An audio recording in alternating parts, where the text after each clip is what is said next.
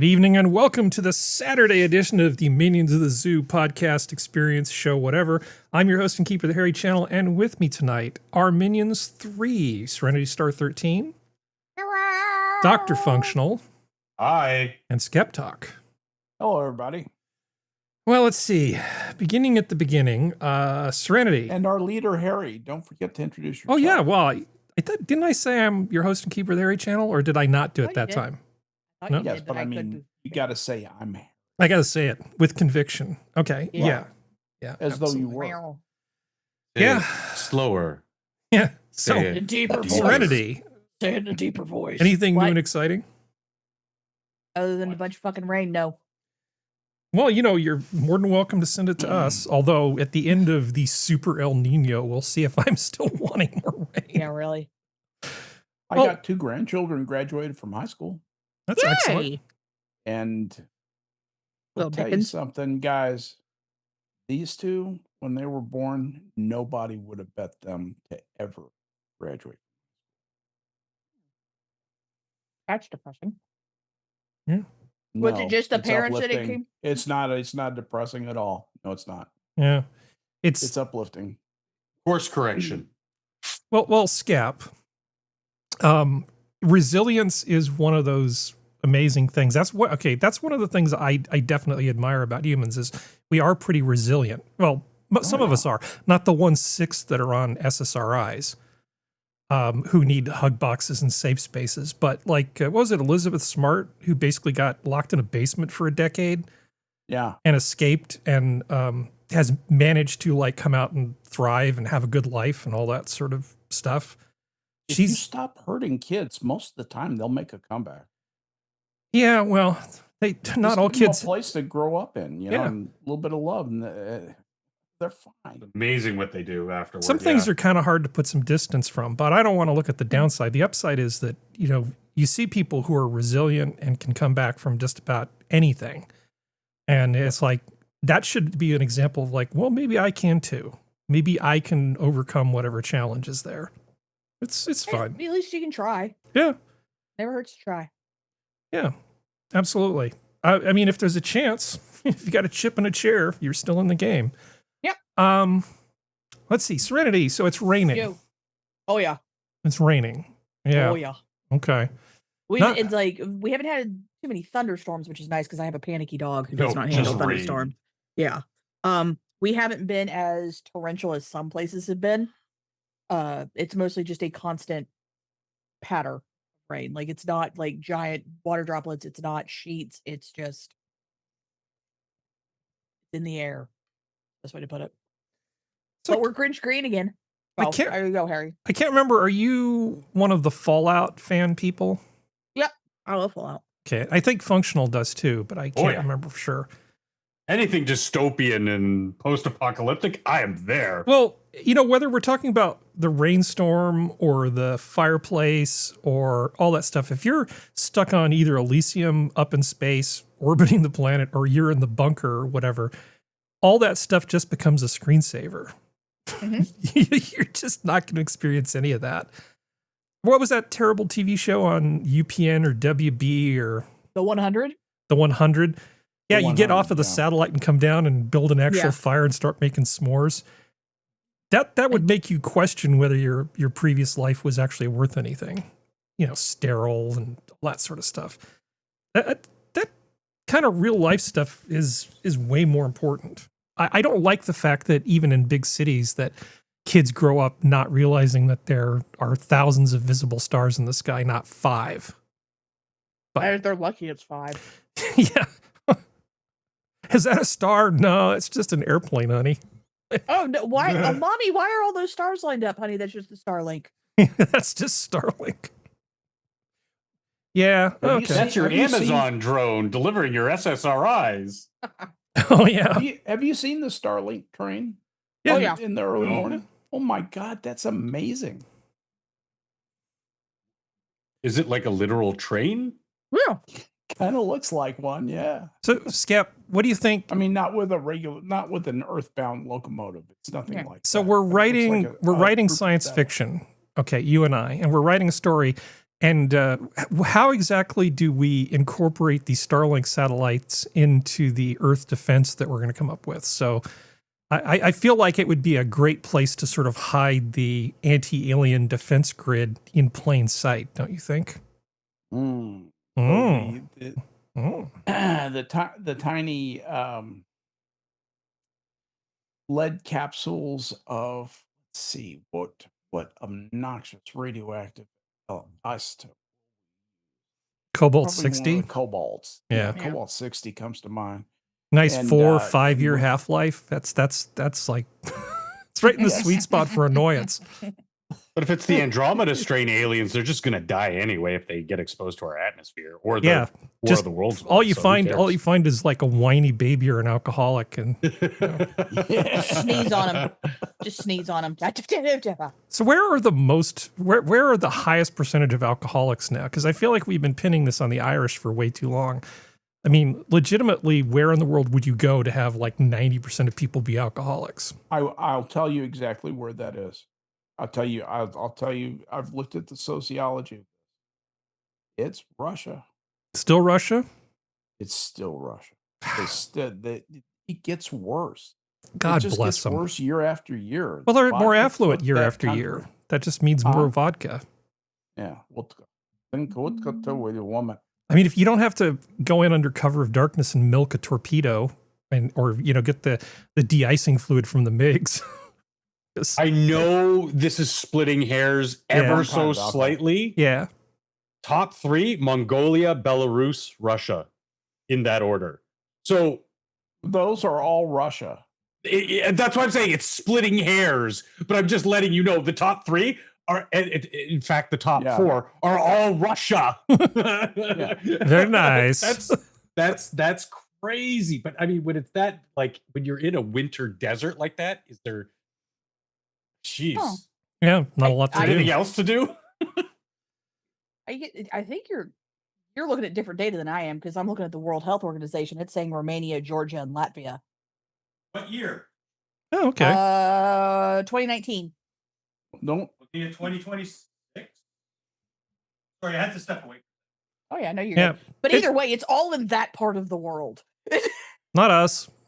And like I'm gonna do the functional thing and split hairs a little bit. I think China's gonna fight people if they try to claim Mongolia as part of Russia. I think they'll fight them. Yeah. I Oh, understand where Skep's coming from, and I completely agree with him. But at the same time, I think China's gonna try. But Yeah, but They nobody already- gives a shit what China says. yeah. oh god, they're I'm nope. I'm sorry. I'm going off topic. Continue. Apologize. Oh, Okay. China's having problems. Well, Functional's back. Anything new and exciting with you? It's also very rainy and very springy here. So Ah. yeah, one literally 1 hour it's 40 degrees outside. The next it's a torrential rainpour. But not really torrential, but torrential for the northeast of North America. It is what it is. Okay. Had a destroyed my legs in leg day yesterday, and then decided fully well aware that today I was going to have a game where I'm teaching somebody Warhammer 40K, which means I'm going to be standing there for 5 fucking hours around a table and our little army men, and my ass is such grass right now. I can barely move. This is why I'm sitting at my desk with tons of plastic around me, talking to you good folks. I'm just going to do that for the next 5 hours. Not move. Got coffee. Well, you and I have never spent any real amount of time talking about 3D printing. Oh, no. And I've noticed a lot of the sort of the legal follow-up to all the Bamboo Labs stuff is really continuing to trickle out. I know it's a story from last year. Are you affected by that? Do you use their printers? I do not. I do have friends who do. I just don't have the...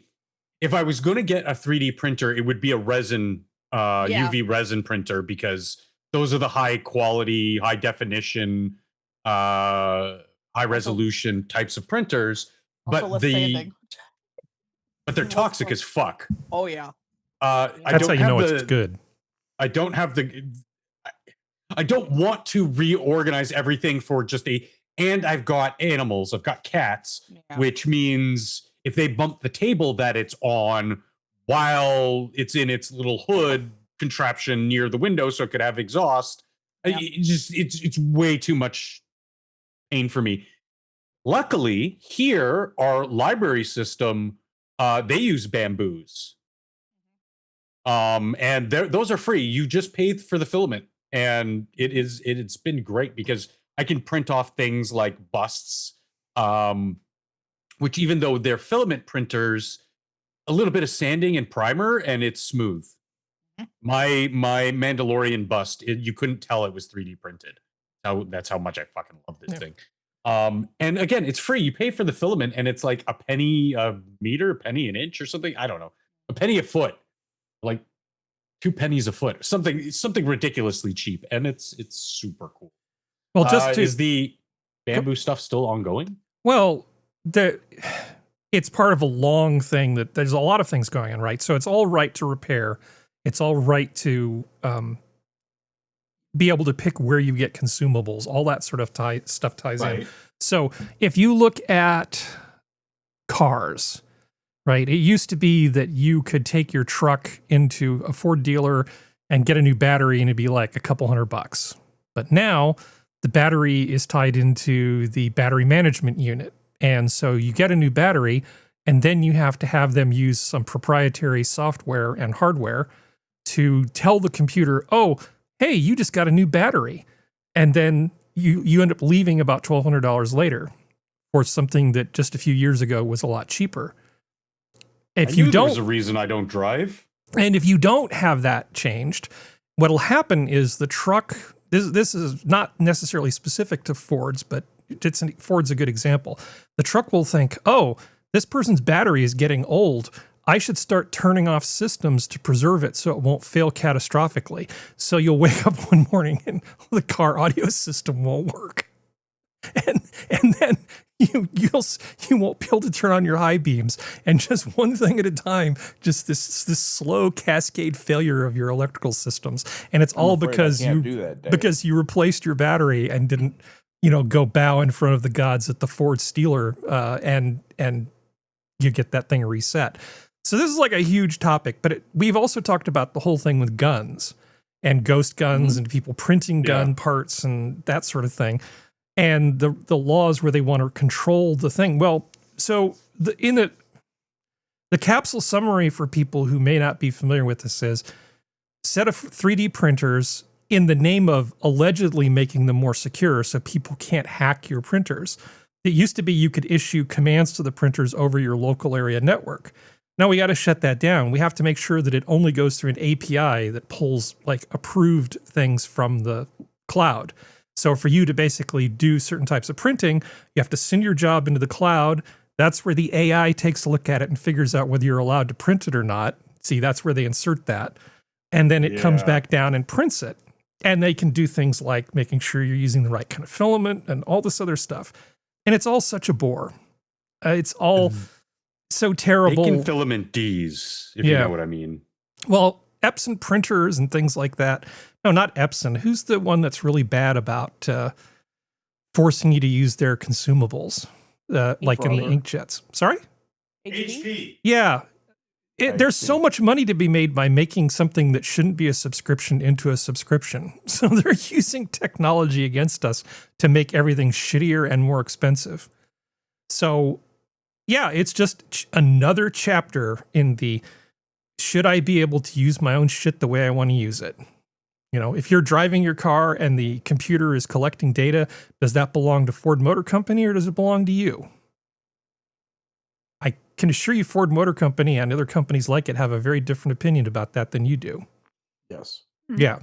It's getting bad, folks. All right, not to be too dystopian. SkepTok, would you please greet our chat? A lively chat we have this evening. We have with us Rad's Cord was first in this evening, so followed closely by Silver Raven. We love having you guys with us here this evening. A lot of chat going back and forth. Much the Minions Experience podcast show sponsored by Big Belly Burger, biggest burger chain in Gotham City, Central City, Metropolis, and Starling City. Try our new double bacon flash I thought we were sponsored by Powder Milk Biscuits. burger. Chat is happening. We do this for you. We're glad to have you with us. Love to have you be a part of the show. So welcome, gentles all. Good bunch here, Terry. Yeah, well, I mean, it is. I think tonight it is Powder Milk Biscuits. Can you do the tagline for me? Yeah, you weren't a Prairie Home Companion fan, were you? I can tell. You know, no, I used to listen to Prairie Home Companion about twice a year, and I always liked it, but I just was never in a position to listen to it. It's like a lo-fi version of a variety show. Oh, I've listened to probably 100 hours of it. Yeah, you listen to Car Talk, and then if you're too lazy to get up and turn the station thing, you all of a sudden you're listening to. Yeah, I remember to that. and I remember the retro commercials and Yeah.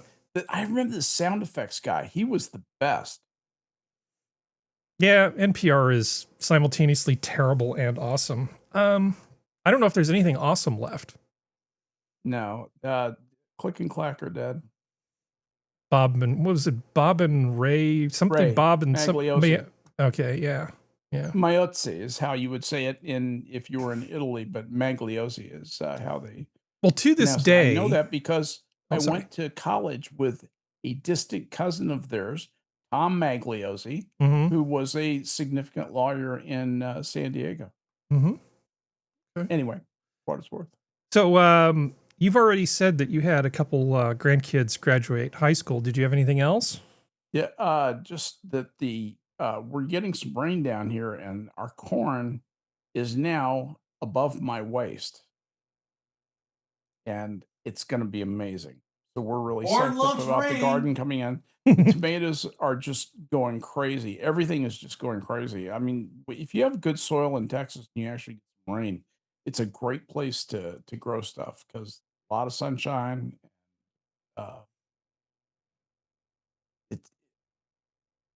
It's been a good growing season. The lawn is going crazy. I'm mowing the lawn twice a week. Yeah. Big fun. Well, you've probably, I don't know if you've noticed it, but it really seems like journalists are getting worse by the week. Yes. So here was a story that came out, and it is really, really hard to find anybody who can look at this without being political. So some people are claiming, oh, this means that all climate science is stupid and you're gay, and then other people are, this is the end of everything, and it's just Trump putting his thumb on the scale, and it's like, shut up. Yo, Maddie. Yeah. Good to see you, babe. So climate models, in their defense, people don't describe them very well. There were like a whole slew of different things, like they say, assuming this 15 different sets of criteria, here's 15 different possible outcomes. But what they did come out with today, which is significant, is the apocalyptic, we're all going to die right away part of it, which clearly doesn't happen. They said, okay, we're pretty sure that's not going to happen. Let's just remove this from the model set. Because when you want to convince people to give the Doom Goblin money so she can sail around eating treats, Yes. yeah, you use this 8.5 model. You use the RCP 8.5 scenario within the greater model set, and they finally acknowledged, yeah, this isn't going to happen. No.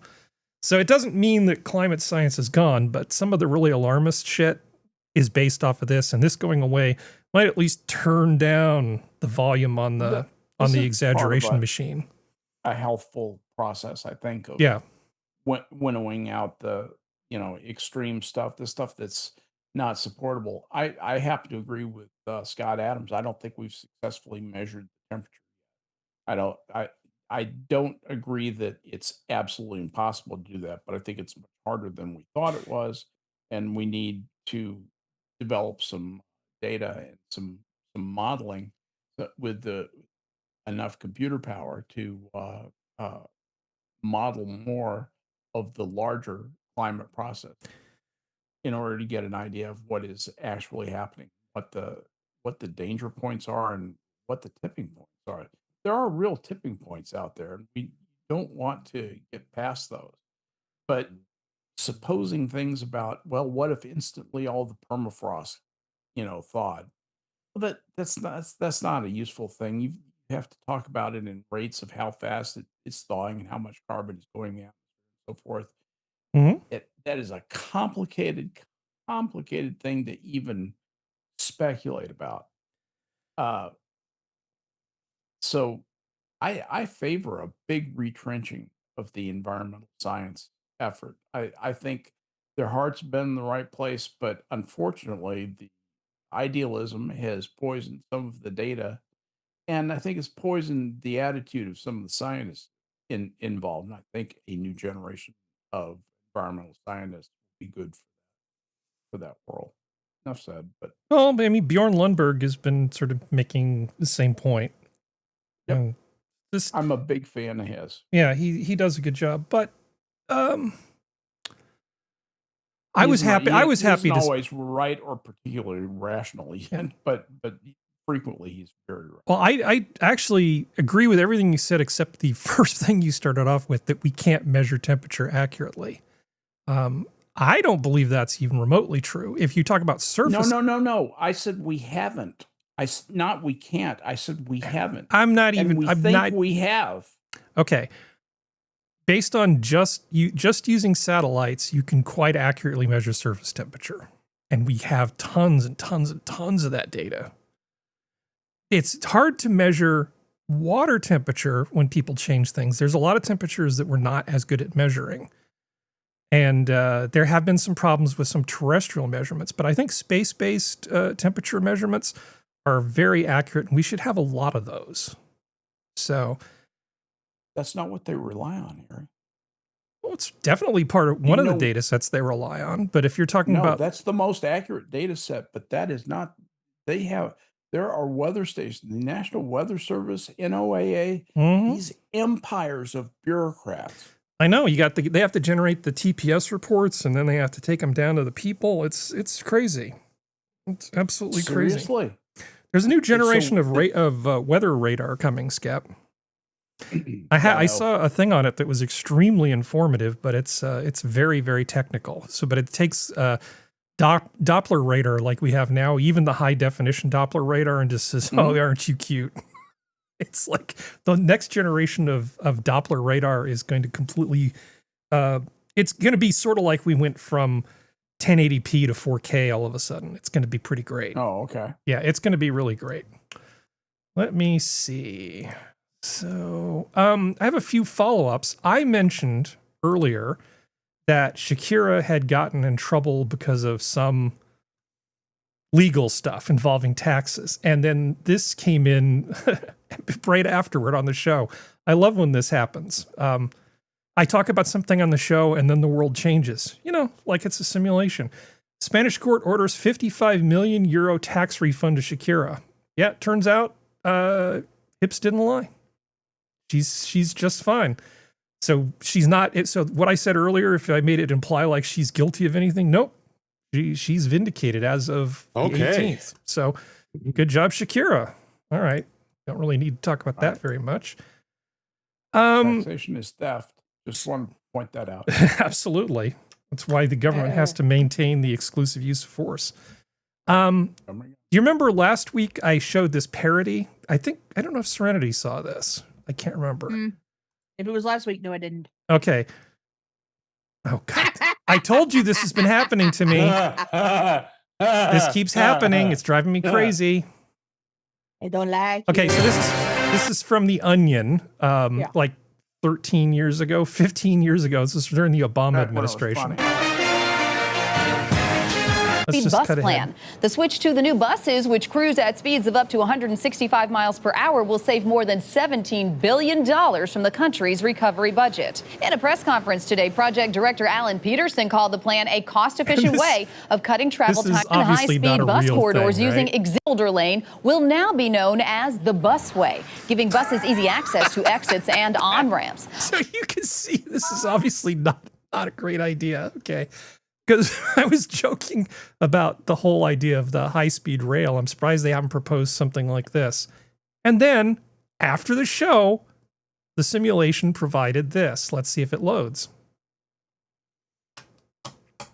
I kid you not. I don't know I have this kind of control. High-speed rail in California for years, and with its future uncertain, Caltrans is looking into a different yet similar idea: a bullet bus that would zip from San Francisco to LA at 140 miles per hour.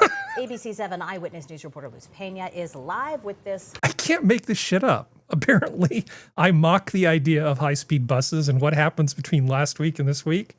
They propose the idea of high-speed buses. This isn't really healthy for my ego. Bus. Sorry? 140 mile an hour bus. Yeah, a bullet bus. A bullet bus.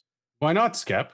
Yeah. Well, Why should your imagine? Why should reality interfere with your good imaginary ideas? Yeah, we should absolutely have forged titanium. I really hope that. So Caltrans is now seriously exploring an idea that was mockery from The Onion 15 years ago. Because literally the people who are putting out said ideas have no idea how things work and know that That's right. will not be possible. Exactly what you're saying. Yes, exactly right. But just think about how much construction they'll do. I just want to know how they're going to reconcile the high-speed buses with the roundabouts that they want to build. Because what I really want to see is a bus go through a roundabout at 140 miles an hour. The bus? They'll have jump ramps where the bus will actually go airborne and it will go over the roundabout. Will it play I like Dixie? where you're going, but I've got an even better idea, Skep. We have very large poles along the inside of these roundabouts and an extendo arm from the bus. So instead of having to turn and tip over, it's just going to extend the arm and swing around the pole and slingshot forward. Yeah, you're going to want the forged titanium. Yeah. From what Caltrans themselves put out, they said most U.S. freeways are built for speeds from 75 to 80. Running buses at a steady 100 to 140 will not be simple as posting a higher speed limit, require dedicated lanes, changes to roadway geometry, and major vehicle redesign. So basically, a lot of the original starting sketches are basically it's a it's a tram line. It's putting a center lane down the middle that the buses would go on, that they would be guided on and kept on, and redundant systems and stuff like that. That's basically what it is. It's like the old San Francisco tram line. It's basically only bigger and faster. Yeah. Yeah. Exactly. So, Serenity, what you're telling me is a government agency in a time with, struggle for budget has come up with an idea that makes them more critical and funnels money into their coffers. Well, yeah. Oh yeah, that's great. I think this is some bold thinking. Well, apparently the roads that are being proposed for the network would be major corridors of I-80, I-5, the 101, State Route 99. That's the big ones right now they're looking at. But this is the early stage. Mm-hmm. So it's going to depend on it's going to depend on the governor and the mayor, probably, of Los Angeles, because Los Angeles will have to bat out big buku bucks. Because I don't think the San Francisco mayor would probably agree to it readily. I'm sure it'll be just as successful as high-speed rail and the Hawaiian train thing that I talked about earlier, which costs $73 to move a passenger that pays $3 for a ticket. Yeah, that's going to be great. It's going to be great. I can't help but be a little cynical about high-speed buses, especially if we're going to build all this dedicated infrastructure. At that point, it almost doesn't matter if you put a bus or a train on there, does it? I mean, it's going to have its own real estate to run on. That'll be fine. It's going to have to, yeah. Yeah. Well, I mean, that's the thing. It's like I said, they can't post the speeds higher, so it's going to have to run on its own, which means the constant construction that roads in California are already in anyway is going to have to be redone again. It's a lot less expensive to maintain a roadway than railroad. How many retired Caltrans engineers with small consulting firms are going to be kept gainfully employed for the next decade talking about this? Feast on this like maggots, like bloated maggots. Yeah, it's gonna be an orgy of just Truly, pigs coming up to the trough with their slide rules. It's going to be fantastic. you are not wrong. God. It will not be pretty. All right. So, the whole fraud cases, well, we're starting to see some convictions coming in. A woman at center of sprawling Minnesota fraud case gets nearly a 42-year prison sentence. So this is Amy Bach from Feeding Our Future. And so 42-year prison sentence for this woman. That's a federal prison, isn't it? That's the one with the Most deluxe likely. artificial sky. I don't know where they're going to actually send her, but Oh, they'll send her to the a sorting thing. They do a whole workup on them. yeah. Well, 42 years feels like a good where they think they'll fit in. 42 years feels like a good start, but she did end up taking, God, how many millions of dollars from us? It was like $250 million fraud case. Good God. All right. Well, anyway, we don't need to spend I a lot of liked time. watching them raid Ilhan Omar's office. That was a fun watch. That is really good. I can't wait until they perp walk her down the driveway in handcuffs. Well, they should for officer safety. Equally pissed off at her or this woman who I've never seen before. The fact of the fact that really entertains me is that the other Ilhan Omar has been so vocal about going after fraud, like going after the things that she herself is now being alleged to have committed. Mm-hmm. Like the guy in New York that did the same thing kind of happen. Anyway, it's just the Schadenfreude is just delicious. There's a lot of it, yeah. Mhm. So I have for you what may be the most Santa Cruz, California headline of all time. Are lesbians involved? You have be. no idea, Skip. Just prepare yourself for what's about to happen. Okay. Okay. So you see this group of people, all power to the people, blah blah blah. God. Okay. Santa Cruz bunch. Santa Cruz Diversity Center staff members unionize. Okay. It's so meta. My God. It's the best. Okay. So the staff of the Diversity Center in Santa Cruz has now unionized after 5 out of 7 members voted last week to form a bargaining unit. The worm Ouroboros. All 7 of the eats people itself. working at this, working at this nonprofit now have a union. How great. Oh, that's Okay. funny. Let's see. That is Lead fun. program specialist Nick Laffin told Lookout the staff organized for higher wages and pay transparency, better treatment to prevent burnout, workplace safety concerns, and protections for gender-affirming care. We're so excited we hugged each other. Oh, God.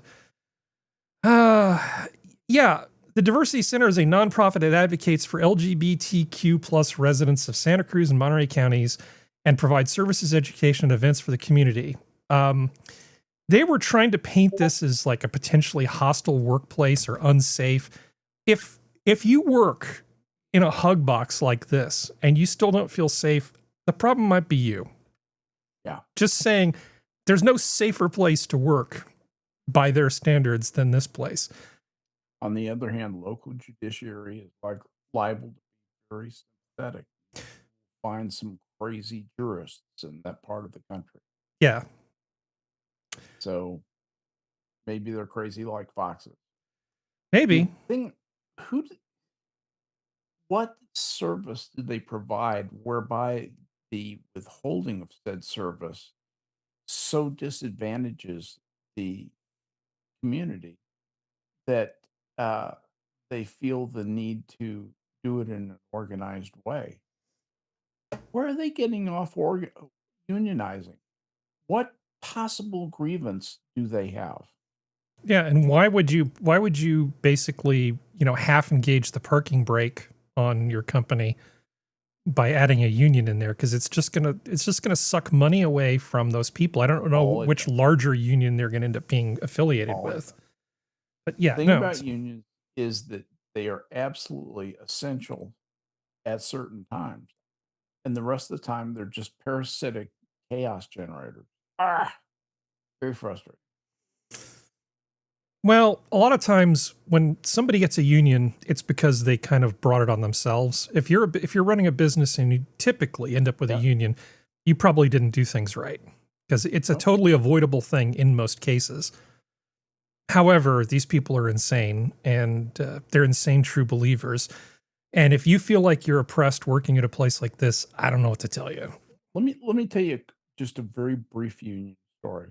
When I was in college, about 1971, I was a teller in a bank that summer. The reason I was hired was because my next door neighbor was the president of the bank, and the idea was that I would vote against unionization, and they were having a unionization vote. And the teller next to me, who was our head teller, was the person who would have been the shop steward, and she was organizing the thing. She lobbied me from the moment I arrived till I went home. She would be mentioning stuff about how great unions are and so forth. But I voted against it. And the unionization effort failed. And it didn't fail by much. No. Well, there's some stories I could tell you, but Valley National Bank. Can't do them right now. Let's jump into the late show stuff while everybody's here. Serenity, do you care about this late show nonsense? I'm interested to know who's going to replace him, but that's about it. Do you remember a name where I talked about the smart son of a bitch who basically who bought the Weather Channel all those years ago and became like Oprah rich? I vaguely remember. Byron Allen. Late night has enough political humor. Yeah, they are. That Byron Allen? That Byron Allen. Byron Allen, the media mogul and former stand-up comedian, being a little generous on the comedian part, is gearing up for the latest venture, bringing the show Comics Unleashed. What? You think this is the Onion? I was about to say, that's where I know him from. Okay, Yeah. He's going to bring the show Comics Unleashed to the CBS time slot, long held by The Late Show with Stephen Colbert. Gotta be. I feel great. Wow. I feel amazing. You know, I tell everybody I've been pursuing this for 51 years. Now, for those of us who are old enough to remember Comics Unleashed, it was not a great show. It was really not good. And didn't he also have some sort of movie show where he would chop up interviews that other people would have with celebrities when they're pushing movies? By then, and then package them up as some weird show, like it was something they made. Yeah, I haven't thought about him since he was just a little whippersnapper guy. Yeah. He produced a bunch of different stuff, but it's mostly like Judge TV shows. What else he said? He's been a writer for all of those shows, as well as stuff like Funny You Should Ask, which was in 2017, 2019. And he directed same stuff. None of it's major. It's just like he must have been really cheap. Yeah. Well, Comics Unleashed has a YouTube channel. Yeah. Oh, I just like, man, if you know Byron Allen, it's just I see mediocrity written all over. Yeah, this is not. In fact, mediocrity would probably be an achievement for this enterprise. Well, the whole late night TV show format thing hasn't really been around that long. I think it started in like 56 or 58. I found something which I can't show a whole lot of, but I'm going to show a little of it. This is the very first opening of the very first episode of The Tonight Show. This is how it started, just to give you an idea of what the level of polish was back in the day. New York's greatest giant The audio is terrible, by the way. Boy, we've been making last-minute changes around here. This is Steve Allen. That's something which I am very well aware. Well, sir, we're pretty weird. I'm very well aware that isn't at all amusing in Omaha. And it's not very polished, you know. I mean, there's no script. They're figuring shit out. They sent a truck out to get live video of the Statue of Liberty and the truck got a flat tire. I'm not kidding. I mean, everything Nice. sort of went poorly. And they did that for 2 years and then decided, hey, what we really want to do is take Steve Allen, our buddy, our pal, and have him go up against Ed Sullivan on Sunday night. And then they proceeded to turn the Tonight Show for 2 years into a 2-anchor sports conversation show, which flopped about as badly as Comics Unleashed is going to flop. And then you got, was it Jack Parr for a couple years? And then we had the glorious 30-year reign of Johnny Carson, which were what we think of as the good old days. And with a few exceptions, I was trying to think, what is it that makes Colbert and Kimmel and all of these guys so bad in a way that the good people like Craig Ferguson and Johnny Carson could, what made them different? And I thought it's really about ego. In the case of Carson, whether he meant it or not, he was able at least to professionally not always make it be about him. He could be the butt of the joke and it was okay. Yeah. And Craig Ferguson just deliberately said, I'm not taking any of this shit seriously. Yeah, right. I'm just a talking idiot in a suit. I used to do drugs all over. And I used to do all this stuff and, just became an American. Here's my tattoo. Here's a joke about my penis and how small it is. That's him. I mean, he didn't have that ego. But I never get the impression with Colbert when he wasn't doing a character that he wasn't just this insecure guy who really didn't want to have people say bad things about him. He seemed really up his own ass as far as really touchy about any sort of ego thing. He took himself really seriously. Very, very seriously. And I think Kimmel does the same thing too. He seems to think that he's somehow single-handedly responsible for stopping Donald Trump. They're poisoned by their own ego. It's that's not your job. Yeah. Yeah. Well, the other issue is that they came up right at the very start of social media when they got their real big power and the thing is, because at that time social media was so much smaller, you had a lot more of the people who were you still have problems with parasocial crap going on even now, but because there's no believed door between the audience and them, they have so many people both behind the scenes as well as on social media who kiss their butt, because with social media, because of everything, you can weed out certain words, you can make sure you don't follow certain people, so you're not getting actual legit criticism. The only criticism you're getting is from people who are unhinged, because there are unhinged critics who are nuts. And when you look at the unhinged ones, you can just once again compartmentalize it and go, oh, they're just crazy. They're just crazy and stupid. So they don't matter. And that's the problem, is that you don't really have the rating system, because they really don't listen to the rating system anymore. Because if they did, most of all the performers would be all of the late show guys would be off air. So they really don't listen to the rating system anymore. They listen to social media clicks and YouTube views. And once again, that stuff, because it's algorithmically based, it's not the common everyday person who has views that don't match yours aren't going to see it, because the algorithm's going to make sure stuff matches, because it wants to get engagement, it wants to keep engagement. So it's a weird, dual layer bubble where they're kind of protected. It's kind of and they're now that bubble's starting to pop a little bit, because people are kind of pushing back in more ways than one. But they still aren't going to listen, because it's still that very insulated bubble. So they have no concept or clue. They're unless they fall real hard. COVID was the time that, if things had played out differently, could have changed things. But because once again, you had people who were like, I'm an introvert, I'm fine with COVID, and all this other bullcrap, it didn't work. Because all the people who have a more neutral, middle of the road, or more conservative leanings didn't get to sit home.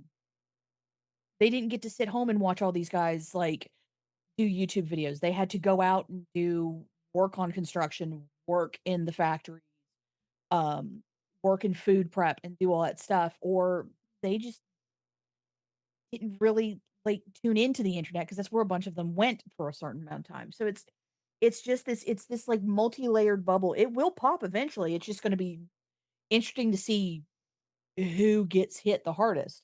Mm-hmm. To summarize, internet fake and gay. No, not internet fake and gay, because those people believe what they're saying. No, I'm just joking, though. I know, but it's just that's kind of the issue with the internet. As much as everybody tries to play it off as you can find anything, yeah, but in order to keep engagement, companies ensure that stuff is to how you think. So they're not going to take the chance of giving you opposite views or something that's going to upset you unless it's to do the algorithm, unless it's to do the dopamine drop, which is then to kick you, which is a whole other beast. But like but celebrities are so used to the ass kissing that they don't understand that there's a lot of people who are just like, shut the mother F up and just stand on the piece of painted tape in front of the camera operated by somebody else, in front of the band that's played by somebody else, and read the crap that someone else wrote for you. That's all you have to do. Dance, monkey. Basically, because that's what they are. Yeah. Most of them are not creators. Most of them are not directors. Most of them are not writers, at least not good ones. And you're not. Sorry. Yeah, you can tell who was the creative driver behind the Man Show, and it wasn't Kimmel. 100%. And also, like, when you find out how many people are on their writers' team, like, you shouldn't need 20 deep people for a writers' team. If you're a comedian, like, which allegedly all of them are.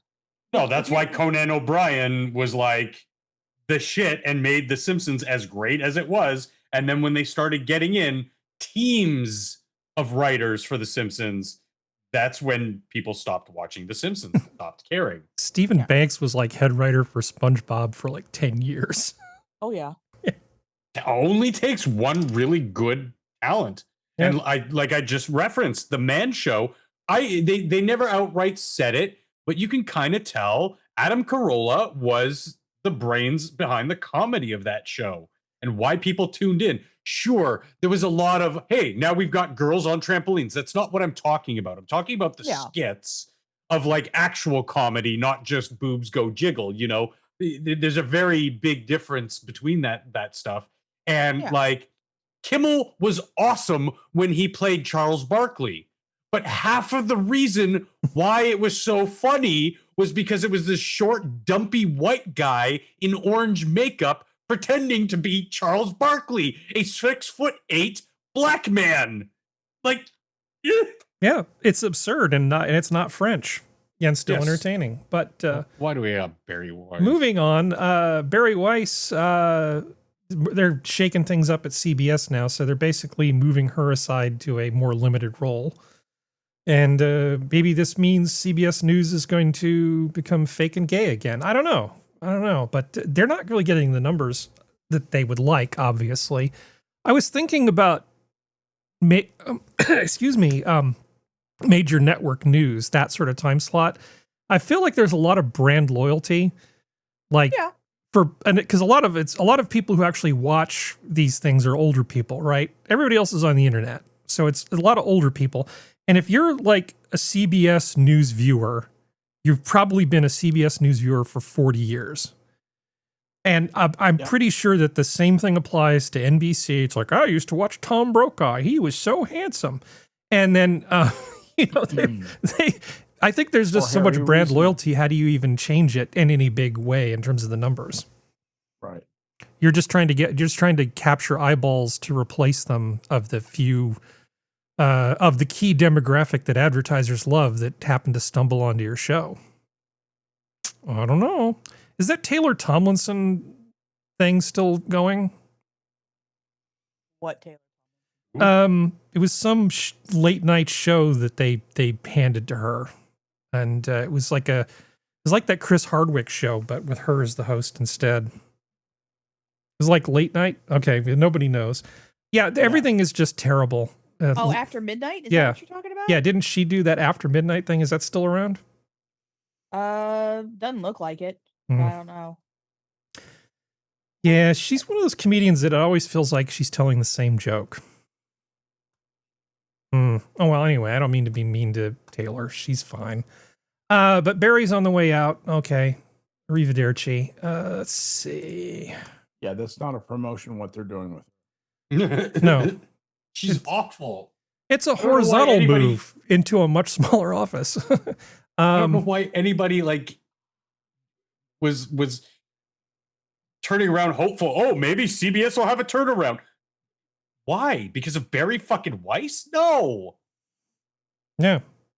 They Barry's have officing down in the basement now. Yeah. a mid-witted like middle of the road what's the word I'm looking for? Politically means you're in the middle somewhere. Moderate. Centrist. You're moderate. A moderate midwit is going to save your news channel? I don't fucking think so. I don't know anybody who goes around and goes, "Oh my God, did you hear the expose that Barry Weiss cracked?" No, she's got internet fame. Again, like to what Serenity was just talking about, the difference between like internet notoriety and real world like gravitas between her and the next person. Like, no, there are no Tom Brokaws anymore. I don't know. Want to see a weird fish? No. Yeah. Okay. Do it. The Amazon River pink dolphin. Oh yeah, the pink Oh dolphin. my What God, the yeah, those are hell? awesome. It looks like bad CGI, doesn't it? Yeah, pink dolphin. It looks like a pig flying through the water. It Basically looks is. like something you'd see if you had the DTs. I'm sorry, that is a messed up fish. That's just evil. It's Satan. And look at the one in the sorry upper for right. it. He's down in the lair with his henchmen. Yeah, He exactly. does look kind of like a Bond villain that stayed in the tub for too long. Yeah, Mr. Bond, I expect you to die. Yeah. When Bond villains looked like Blofeld. Yeah. All right. Anyway. Pink dolphin. We're not going to do that. He could be the new Bond villain. Yeah. Dolphins are better than pink flamingos. Well, how about this? Historic locomotive heading out on coast-to-coast tour. So, a ginormous locomotive. I think it's supposed to be one of the biggest ones ever, or the biggest in North it's the America. world's largest. It's the world's largest. Yeah. It's one of the old school The ones that world's used largest- to pull like the redwoods and stuff like that up from California. Yeah. So is this like the spruce caboose? Nice. No. Here, let's play some video. I was Locomotive is about to head biting off my on a tongue swing for tour 2 minutes to celebrate let you America's people speak. 250th Nice. birthday. This will be Union Pacific Railroad's first ever She's a big coast-to-coast she's a steam big tour girl. led This is by more That is like a the big- steel schlemiel. Oh Okay, big wow! boy. Yeah, it didn't The really first like. leg I of was the tour like, starts that's Sunday, supposed to be March big 29th until it got close to that historical one passenger guy. Cars traveling Yeah. from Cheyenne, She's a Wyoming, big girl. to California. Yeah. This leg of the tour will also make See- stops in Utah and Nevada, ending That's a April big-ass 24th wheel. in Cheyenne. The eastern leg of the tour is still being finalized, but it's expected to start here. Train in late spring. otakus. Hell yeah. All right. Takus that aren't the weird guy, the weird British guy that Harry loves. Which weird British guy do I love? What are we With the talking giant eyes because of the He's- angle he's- of his. He's talking about the guy who does the 360 videos of watching trains. Oh! He's gonna be on the Top Gear. Oh, That's oh. who Yeah. he's talking about. The guy with the annoying French name. Yeah. But his eyes are always weird because he's got the top down camera Well, yeah. and it makes his eyes look weird. Yeah. There's a reason why you don't do portraits with that lens at that angle at that distance. All right. Well, anyway, so a good train thing. And then there was this, which I've been told has been out for a long time. I hadn't Oh, yeah. seen it. So that's a least weasel riding on the back of a woodpecker. Yeah, who looks freaked out. It's like, what the fuck is happening? I don't know why. It's like, Weasel's like, mommy? yeah. I'm Woodpecker's not like, your mommy. Get off. Get it off. Get off me, get off me. get Well, I off me, mean, the get off me, least get off me. weasel, as small mammals go, it's pretty cute. It's a little tiny. Yeah, they thing, actually they're have little a. Sorry? thing. I said they're little tiny things. Yeah. Well, that island's got a ton of tiny little weasel like creatures. Oh, yeah. Stoats. And what's that other Stoats. one? Anyway, it's just weird that all these tiny little rodents come from. Well, they have hedgehogs. They have the cute badger. cute, proper, very British looking badger. Proper Yeah, gentleman. yeah. We See- have the unhinged PCP looking motherfucker. Look, it's Yes. a I'll least eat your weasel. babies. Look at him. I'll eat your babies. I'm gonna eat them. I mean, I don't like rats, but I could deal with a least weasel. They are fast little fuckers too. If you watch Yeah. videos of them, they are Yeah. fast. They would probably bring a lot of chaos into your life. Oh They yeah. are, but some people have them as pets, and they're just but they will also kill things like bigger than them. Like they'll go after like lizards and snakes, Mhm. and the way they do it is they like will wait till its back is turned, and they'll like run up and like punch it in the back of the head and then run away. Try to cave its head in. Yeah, they're Yeah. fucking awesome little hunters.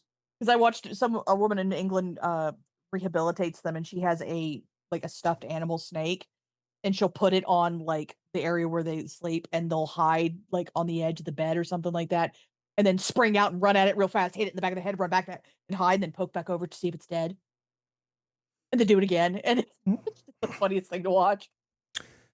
Well, occasionally I'll watch a type of video, like, and I'll just sort of binge my way through it. And one of the things lately that I've liked are this company that does restorations of posters. Oh yeah, them, yeah. Yeah, and they were doing this, which is to me super cool because this is a thing I'm really interested in. Our client received 2 cardboard tubes from her grandmother, put them in the trunk of her car, and forgot about them for 5 years. When she finally opened them after General moving Dynamics into her stuff. first home, she found a collection of rare 1950s posters that had been sitting untouched the entire time. It turns out she may now own one of the largest known private collections of General Dynamics posters, and she brought them to us to be stabilized for framing and long-term preservation. Now, for those who aren't familiar with this particular collection of things, Yeah. they were Oh, actually collection. done by one guy for General Dynamics as part of the Atoms for Peace sort of PR thing. Because General Dynamics made nuclear devices, amongst other things. Yep. And back in the whole thing with the International Geophysical Year and the future is really bright, everything was going to be awesome, right, Skep? It sure was. They were talking about Flying cars. the peaceful uses for nuclear energy. And Absolutely. that was The a thing that we were going to atom see a was lot to of. save us. Yeah. So Serenity, Yo, GD in the Fallout mythos, their parody, was that Robco? I believe so. It's a Fallout thing.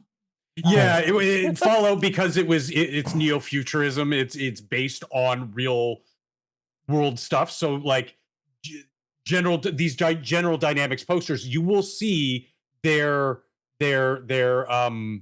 satirical counterpart No. in the Fallout world, and No. it's so It's no, General, it wasn't. It was General Atomics General International. Atomic. General Atomic. Yes, that makes more sense. General Atomics also a real company. You notice how, but that is it. Yeah. Yeah, it is. Yep. Sure is. It was. I have to Google this because Yeah, it's so they may have I think General Atomics, but that's the reason why they had to call it General Atomics International. I think that's how they got around it. But that could be wrong. Yeah. Don't quote me. Don't quote me. but they will take real world companies and they will satire them. And Yep. the reason why I know about some of these companies is because of seeing the satirical posters, and then in my college education would learn about these designers. But sorry, slight change. But General Atomics is technically it's a mixture of General Electric and General Dynamics parody. So it's in Fallout. Oh, so that's what it was. It's Yes. GAI is the Because mixture of the two. That first one with the building, the angular one, Yeah, that is an actual poster in 3, I think. yeah. It was either 3 or New Vegas. Anyway, it's just super cool to see how they add little things that the 99% of the player base will have no fucking clue, but it adds to the air of it because it's actually based on a real thing. And then a fucking design nerd like me looks at that and goes, "Wait a minute." But that one too, the one with the plane, they also copied that one in Fallout. Yep. Yeah. Well, he did great work. Yeah, he did. They're awesome. I love this kind of really tight design. This is like Dieter Ram's level of good. I mean, the one I like the most is the first one with all the colors going up to the orb. This one? Yeah, that's the one I like the most. It's pretty sweet. It's also weirdly ominous. Unfortunately, I'm not going to be finding any posters like that left behind by any grandparents.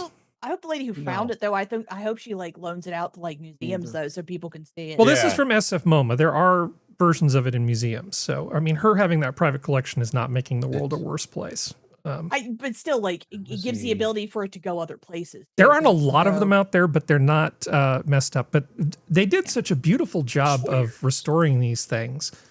I mean, the whole process by which they take care of these is pretty amazing. I do love this channel, you know, where they go in and they do the same types of things that you would do if you're doing fine art restoration. They use reversible techniques, so they're not actually destroying anything.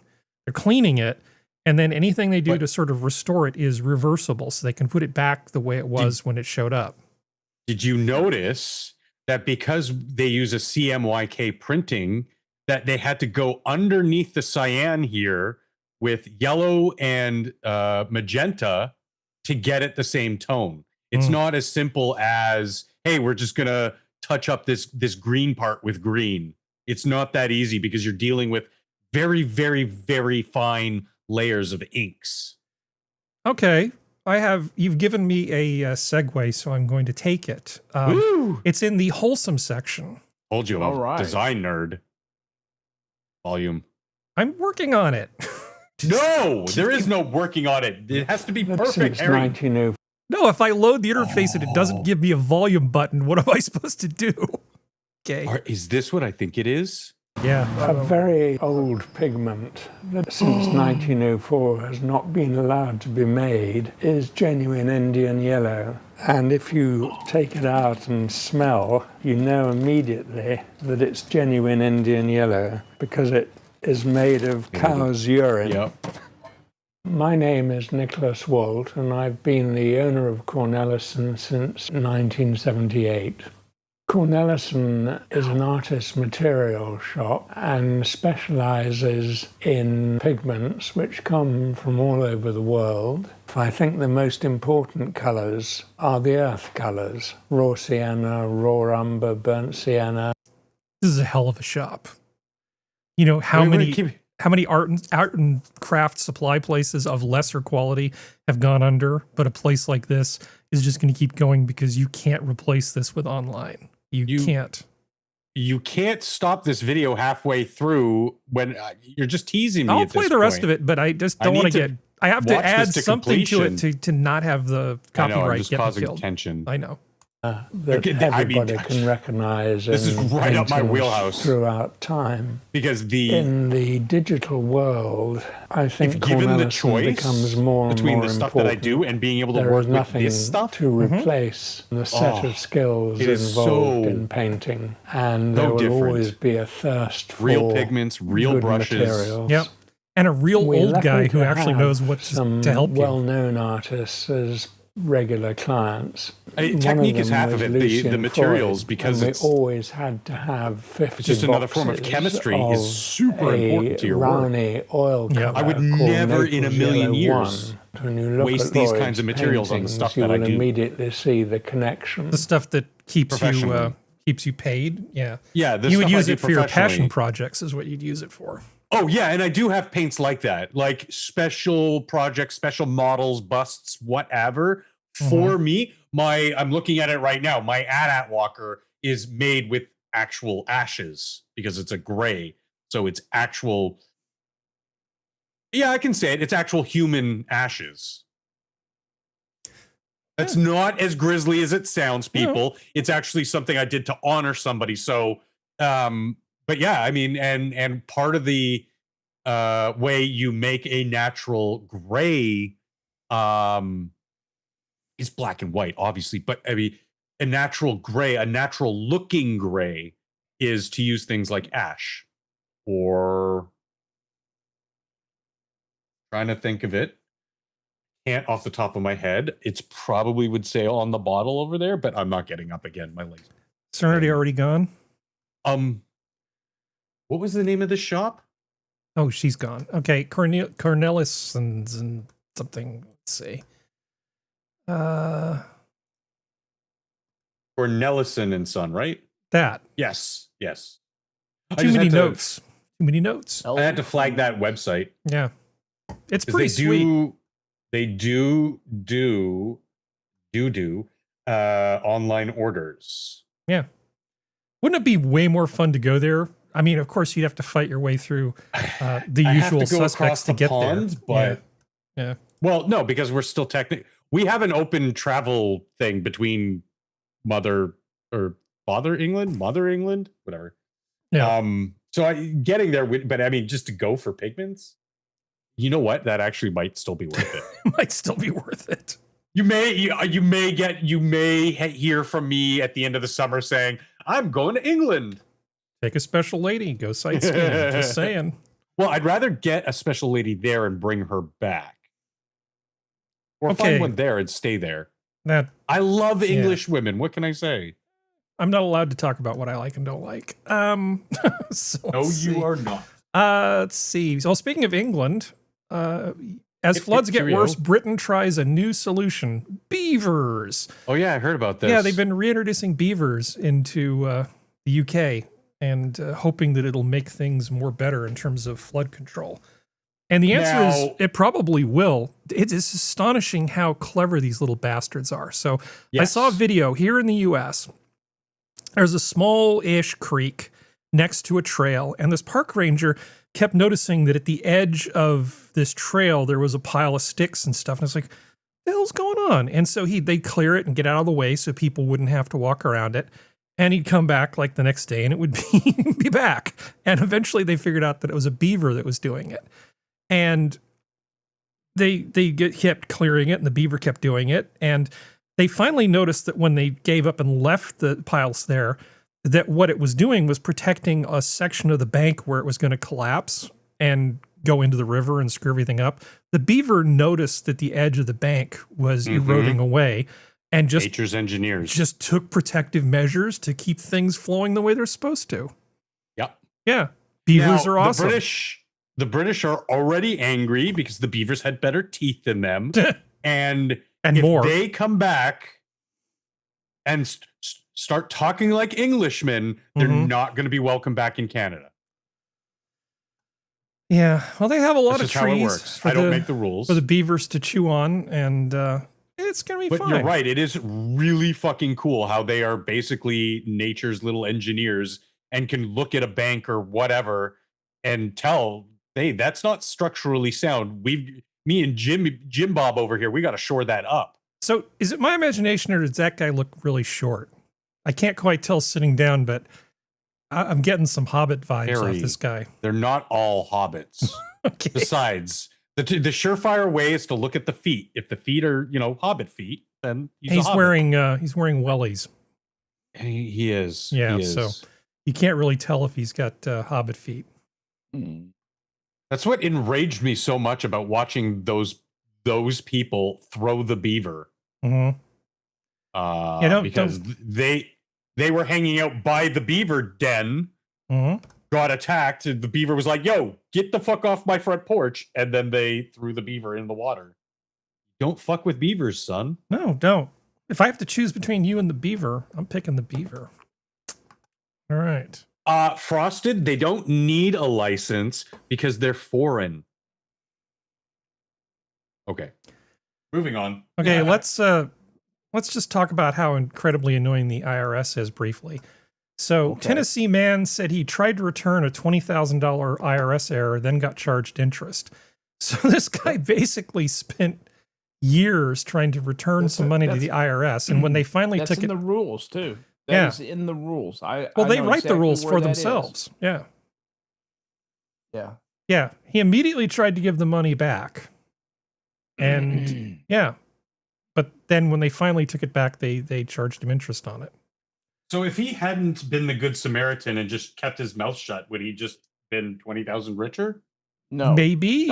Probably not, though. No, because there is a routine mathematical very fundamental kind of an audit that is always performed in these things. They catch every single error like Oh, that. okay. Never happens anymore. And it would have been caught on that, and it would have happened like a couple of years downstream. That's when this audit happened. Oh, okay. And they will come after you hammer and tongs. And if you made an effort to give it back and were unsuccessful in giving it back, that means you didn't make a good enough effort. You have that money and it's theirs. And they want it back. It doesn't matter that it's their error. That doesn't matter to the law at all. All that matters is you have money that is not lawfully yours to have. And you Gotcha. and here was the solution. The reason I know this is because dispersing officers in the Navy are federal cashiers. That's a special kind of position. Yeah. It means that you can handle money for the government in the government's name. In return for that, you have personal pecuniary liability for any funds entrusted to you. And so here's what happens. American citizens have that personal pecuniary liability, and the money got involuntarily transferred to them. It doesn't matter. They have a duty to give it to a U.S. government cashier, and they could have Right. walked in. Now he could take that, and take a check written on the account that he deposited it into, or just take the check that he received in the mail, take it down to a federal building, and there's always a federal cashier in every single federal building in the United States. There's a federal cashier who could take that, record it into the federal funds, and it goes back into the federal funds system, gigantic internal appropriations accounting thing. And it would have been that would have been it. But that's your obligation, even though you didn't make the mistake. Right. That sucks. How that works. Anything dealing with the IRS is a pain in the ass. Sucks. So IRS wants to store your biometric data for longer to help its investigations. It's not quite as bad as it sounds. So a lot of stuff that you do electronically with the IRS involves going with a third-party private outfit called ID.me. And what they're trying to do is make it so that your data gets retained for longer after you stop having an account. So you close your account there, it doesn't just get rid of the data immediately, adds an extra 3 years on the end of it. Now, of course, everything the IRS does is for their benefit and not necessarily for yours, but it sounds particularly bad. I'm more concerned about the fact that a non-government agency is the one holding all of this data. How long is it going to be before we hear about them getting hacked through some terrible thing? We've covered some of the big hacks that have occurred. I think it was that the CrowdStrike one was probably the most notable one, where somebody hacked the software that you use to keep the hackers out. And that kind of thing makes it impossible for for private companies or governments to be completely secure. I just worry that what you're doing is creating this huge target for identity theft. Yeah. Anyway, that's fun. I agree with you.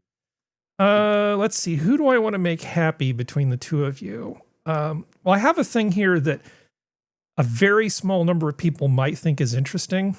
So I have to do it quickly. But Skep's really going to like this, I think. Well, you can't do it if it's going to make Skep. Yeah, well, I've got one that's just for you. So hold on. Well, that usually ends up well. Well, here's one that's good for inflatable dolls. Yeah, exactly. Well, it involves antenna design. Let me find it here. Where did it go? It's too many notes. Too many, literally. Okay. So from our friends at Indian Defense Review, which actually has some pretty good articles they grabbed from different places, putting aluminum foil under your Wi-Fi router, what it does and why experts recommend it. Okay. Everything in this article is functionally retarded, Skep. They're basically talking about how okay, Did they not know how antennas work? Clearly they don't.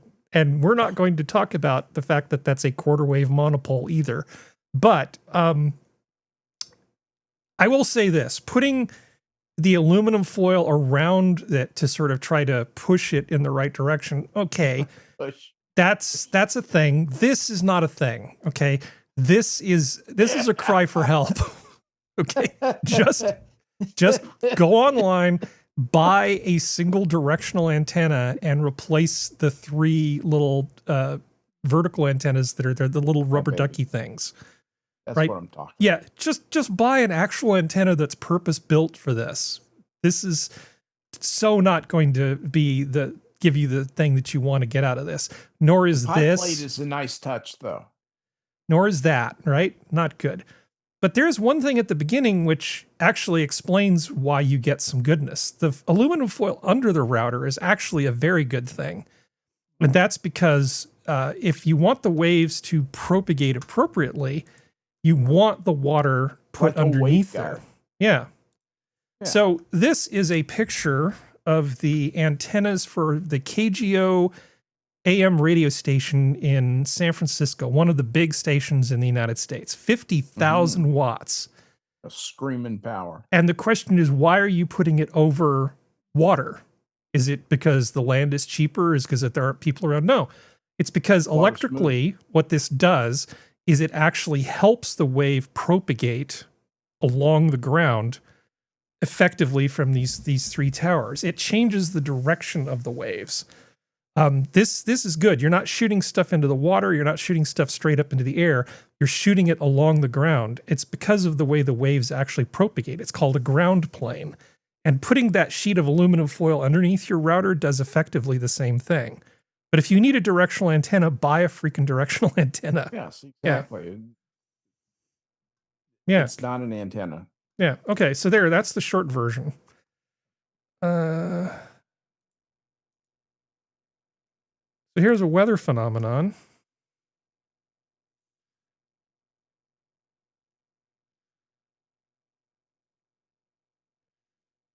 First of all, why is the rainbow pink? What am I looking at? It looks like, for those of us who grew up in the Cold War, if I see something that on the distance, my first impulse is going to be duck and cover. What is this weather phenomenon, Skep? That looks like a hoax. That looks like internet hoax. So you don't think this actually happened? That is a rainbow. That there is a rainbow. The other one's a rainbow too. Apparently, a bunch of people saw it. Is a rainbow too. But here's what's going on. There's dust in the atmosphere, which is why you're getting that red color. Mm-hmm. That's red is the color of dust. Those of us who have endured West Texas sunsets, that's why they're beautiful, because they're dusty, and then you just have a rainbow over it, and it's a very dramatic scene. But that's not. One of those looked kind of AI to me. Yeah, I'm going to take it at face value that this is actually sort of a thing that occurred. It's pretty cool. It was in Texas, by the way. This is outside of Austin. Okay, so beavers, pink rainbows. I think there may be some software magic also may be done on the photograph. Well, I mean, honestly, even regular magic on photographs involves a little bit of jiggery pokery. So back to the tax thing. Jeff Bezos says bottom half of earners should pay 0 in income taxes. He's right. You think so?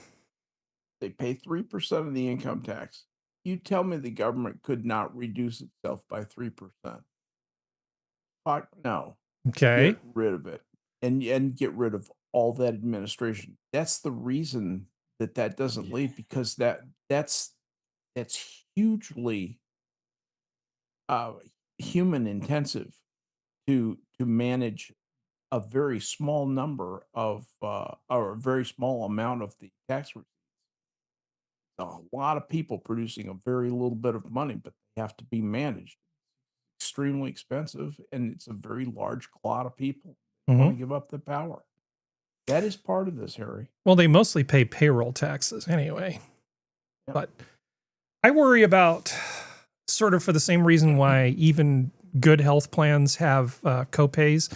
I worry about people not being part of the system or feeling like they're separate from it.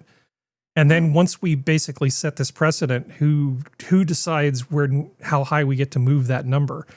At some point, it's just a bunch of people voting free shit for themselves, and they decide, well, can we just take it all from the people above 1 million? And then you just end up with a whole class of takers who aren't actually invested in the system. I mean, who cares what the government spends money on? I don't pay any taxes. That's for rich people. I just think there's a poisonous, insidious element to this, which I'm not really comfortable with. Well, let me help you with because here's the thing where it really needs to go is get rid of the income tax entirely. Tax on consumption. Consumption's voluntary. Income is kind of required. Mm-hmm. Yeah, And I agree. And that way you can do things like influence the savings rate with a flick of your wrist. Do you realize that? Same. Yeah. Well, doesn't that also solidify the value of your dollar? Not solidify, but no. it doesn't add any sort of stability to the dollar. Well, the dollar is stable for a lot of reasons. And most of those reasons are international, have international aspects. Very stable. Yeah, I understand. You know, domestically as well. That's a very complicated. Okay. Frankly. Well, I don't know. are. I'm certainly willing to entertain the idea, but I don't know. It makes me vaguely uncomfortable. That's because you're used to it. Oh. And you like comfort. No, I'm not particularly comfortable with what the IRS does to me. Okay, why not get rid of it? I just don't like the idea that, you basically are going to leave and there's going to be two kinds of people. There's going to be people who pay nothing and get stuff, and then there's going to be people who pay a whole bunch of money and get nothing. And there's going to be two more. That's absolutely terrible idea. Let's get rid of that income tax. Yeah, get rid of the income tax. That'd be fine. Although VAT taxes aren't exactly fun either. Ultimately, at the end of the day, the government takes way too much money out of people's pockets by whatever mechanism. Exactly. How they do it in some way is less important than the total amount of it. But the reason why VAT taxes are not going as well as they sold it to people is because they're still taking taxes out of every other thing. They're taking, income tax. They're taking. There are still sales taxes, but there's VAT taxes on top of the sales taxes. I agree with Skep. I think that a consumption-based tax system would be a little bit healthier because if I control how much tax you pay, control of how much tax you pay, and if I'm consuming the bare minimum, then I'm paying the bare minimum of tax. If I am the Jeff Bezoses and thusly really rich and like the finer things in life and want to own a fleet of yachts, that's fine. I'm paying the taxes on top of these luxuries. I think that that's a great system, but I'm an idiot when it comes to economics. I just learned how to pay business taxes this year, so... Oh, it's fun. It'll really grow on you over time. You'll really start to... Oh, I already fucking hate it. Start to appreciate it. It's pretty great. So here's, I'm just listing this under Tonight in Just Shut Up. I don't know why this particular video annoys me so much, but it does. The paper in the United States is the wrong size. For some reason in the United States, we decided to use paper that's 8.5 by 11 inches because that's the exact size of nothing. There's no reason for these dimensions. And A4 is the exact size of what, Skep? Because somebody got on their hands and knees and tried to figure out how far it is between the equator and the North Pole. And they came up with 50,000 units is what they came up with. And it's like, oh, well, we'll call that a meter. That's what it is, right? Who cares? These people still use stone to weigh things, okay? I don't want to hear. 8.5 by 11 is a perfectly cromulent paper size. Yeah. It's not too big. Everything's arbitrary. Everything's if arbitrary. You need something longer, 8.5 by 14. So the question is, when you're holding paper in your hands after you've printed a bunch of stuff out, do you go, man, this paper is just too big. This is so inconvenient. Too cumbersome. Or does it get the job done? It's not like freaking Battlestar Galactica where people are trimming off the edges to make it look like, oh, it must be space paper. It's space paper because it's octagonal. This just Octagonal. Other than some irritates me. holdout from printing presses way back in the day. Meanwhile, the rest of the What, like world that's uses not a good printing reason? paper that is smartly designed A4, which has a special advantage where if you fold it in half, you get 2 rectangles that are the same exact shape as the whole. Where I don't care. So does 8.5 by 11, you dingus. I don't. Well, you saying the aspect ratio is maintained. Whereas if you fold Yes. the American Same thing rectangle, with you 8.5 by get 11. 2 new rectangles that don't match the big one at all, which can cause problems when scaling designs because you can't print. No, he is right about that. Also, I don't care. I'm not going to use some gay European paper size just because I might want to fold it in half.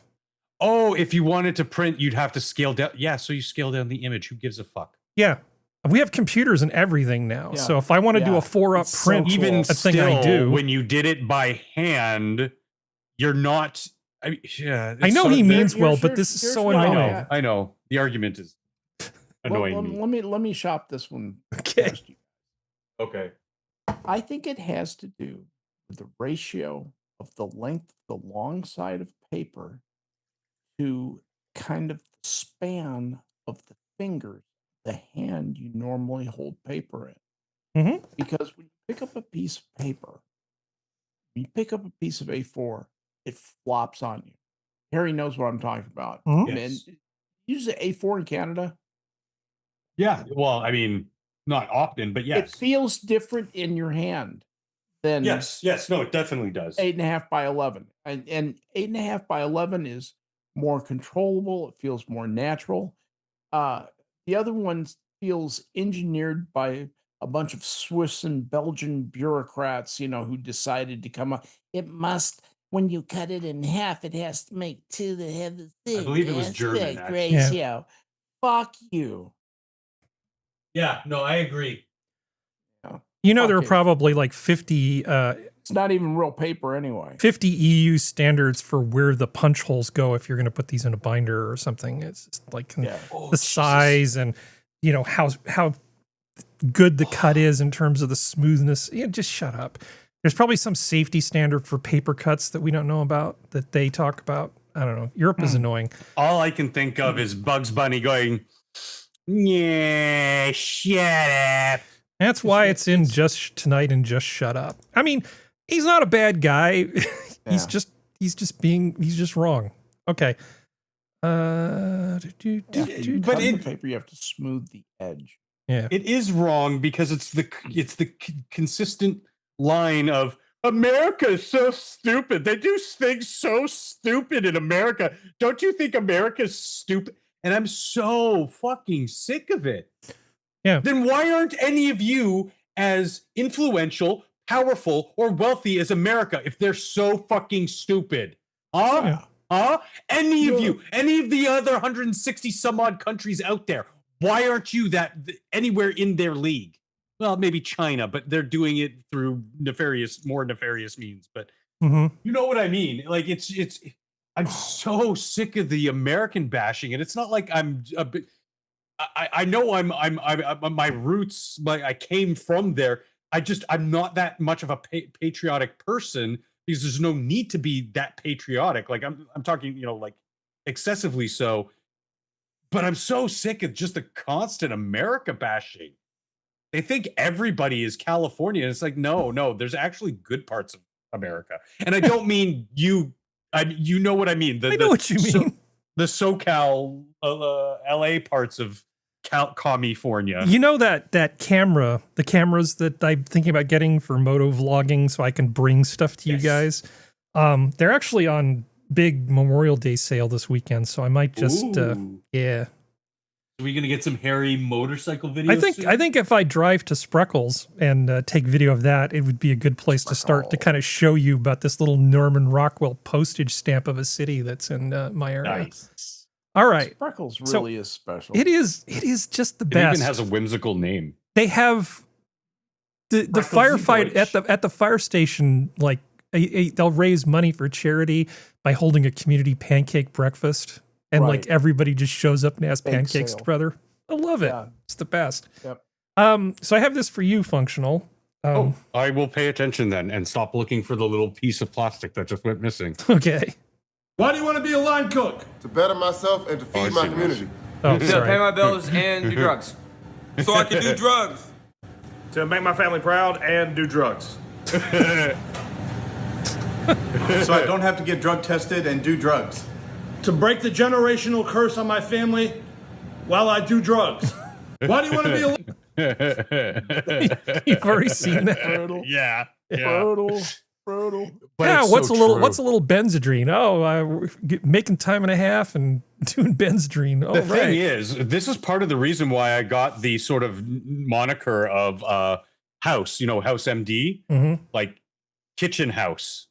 Not just the limp and the use of the cane. It was because it's so insidious and so prevalent in the industry that like 80% of your kitchen is on drugs.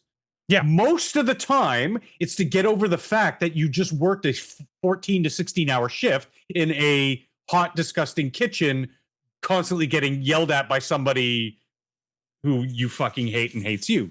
You're under stress the whole time, too. And it's so super stressful.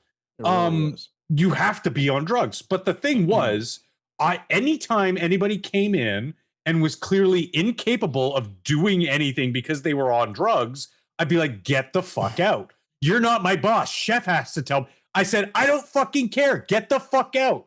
And, I would catch some flack. Well, why did you send Johnny home? He was so whacked out on ecstasy, he couldn't work the line. What do you mean? He's sitting in the corner sucking his thumb. Do you want to pay him? No, good point. Yep, it's hard to keep good people. So let's move our attention over to the world of building. I'll start with this, and you can tell me what you think of this particular approach.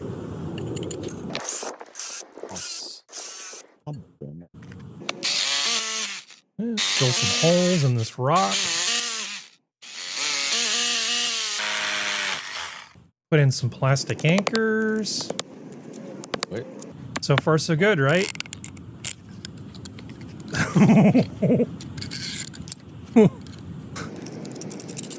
What is he? Not expecting this to load bear, is he? Yeah, it's gonna be fine. I'm gonna hang this off it. It's gonna be great. What the fuck? You are an idiot. Is that like the most idiotic thing you've ever seen? What?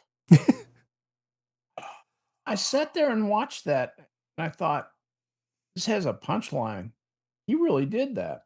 Yeah, I think this might be a parody of the Diaz Construction channel because they're actually pretty good. And this is Diaz Construction 5053. And yeah, I believe this is meant to be a parody, but somebody's having a little bit of fun. Somebody's having a little bit of fun. Yeah. This is not what they would do. But I enjoyed it. I mean, I was like, I thought it was something serious. So it was like, is he gonna hang a bird feeder? Yeah, is it bird feeder?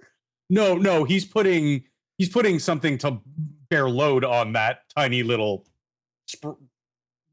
No. If you put a sign on that thing that said not load bearing, the sign would probably make it tear off the wall. It's not even heavy enough to hold up the sign. It would start to really give way and bend, and yeah. Well, we've talked about the whole affordability thing and Adam Carolla and stuff. And I actually, where did he go? Where are you, Mr. Carolla? I thought this was a good clip, and it illustrates something we've already talked about, like why is it so goddamn expensive to build any kind of affordable housing in California? It may be because our standards for building are just completely unrealistic. You can't just get out a pile driver and put some piles in and then build a beach house like we talked about earlier. But here's a look at what is actually going in rather than my description from last week. It's a lot of rebar. Yeah, it's way too much. And my son was asked me, we're driving, going down the coast, there's nothing being built. I said, yeah, that's right, there's nothing being built. He goes, Why not? And I try to tell people all the time. They go, "It's about pulling permits." I go, "It's not about pulling permits. It's about engineering. Who's going to build this?" So no one can. No one has deep enough pockets and enough time to build this. There's one being built. That's one, and a year and a half. There will be no building. It's the over-engineering of it, and it's stifling. And he said, I said, the government regulation makes it unable for these people to rebuild, but it also, they can't build anything. They can't build a bullet train because of their own regulation. That's right. It's not. Yeah, I mean, basically, because of government regulation, what used to be just some piers stuck in the ground with some foundation, floor built over the top of it, is now $3.4 million worth of concrete and rebar. And you haven't even built the house yet. Mostly just rebar. It's heavily. Hey, would you like a side of concrete with your rebar? Yeah, it's that's insane.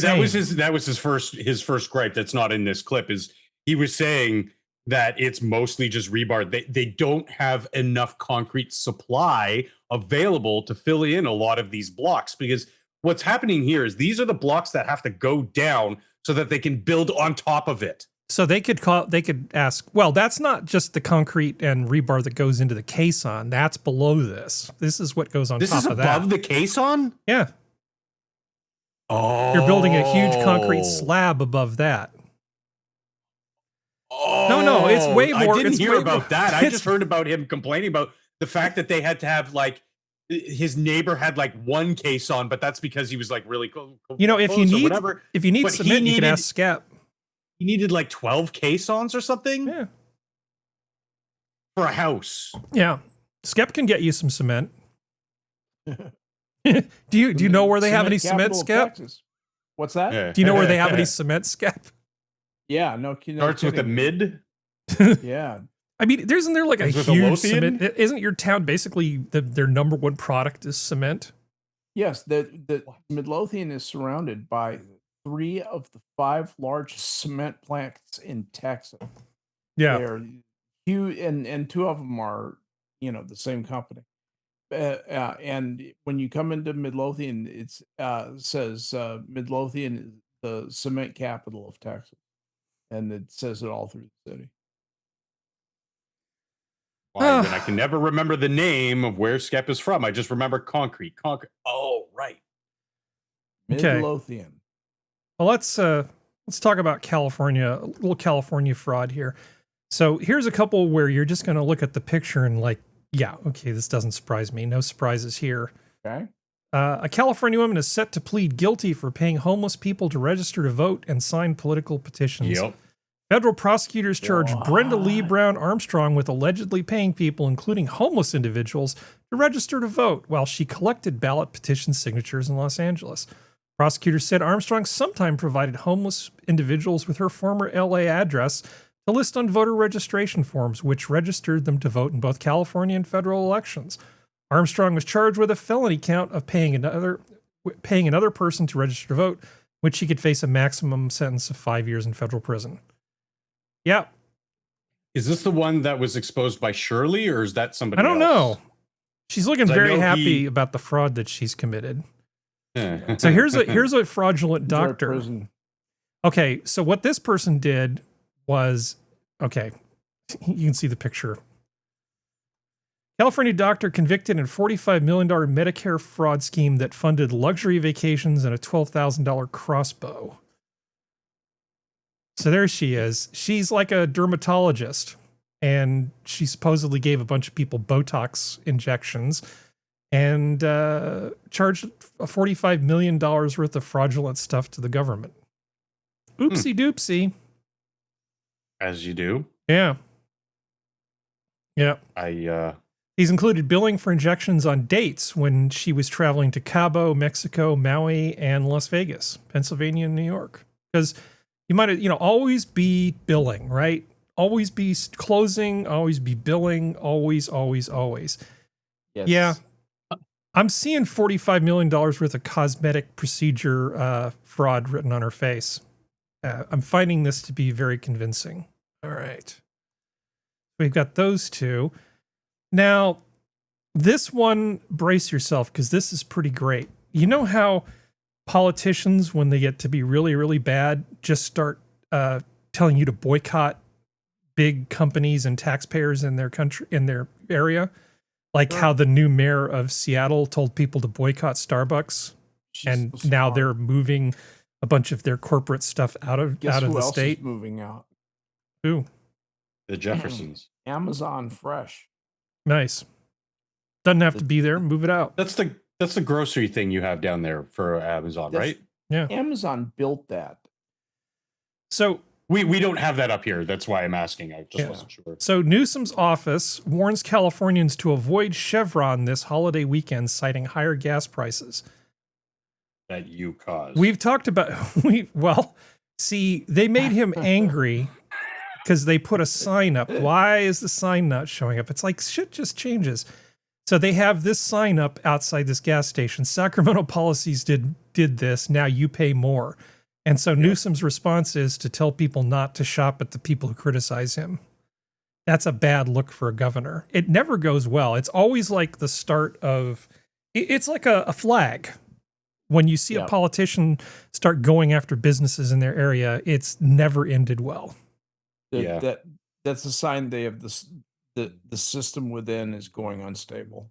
A lot of the people who, moving away from the left, a lot of the people who kind of have lost faith in DeSantis, a lot of it, I think it started with the going after Disney thing.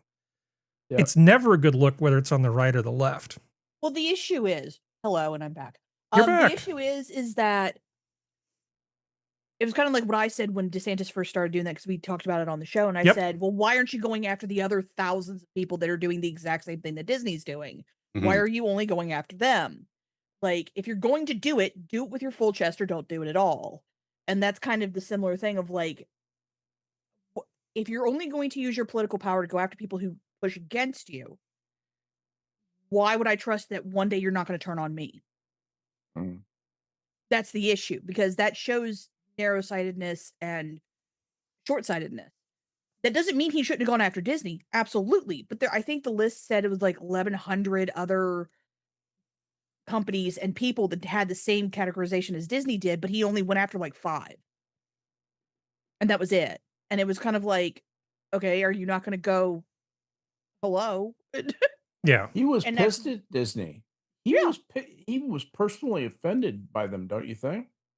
Yeah. Well, the thing is, and I think he thought that doing what he was doing was going to make the company go under, and it hasn't. And I think he's mad about it. But anyway, but it's still, and I don't care if it's a company I hate.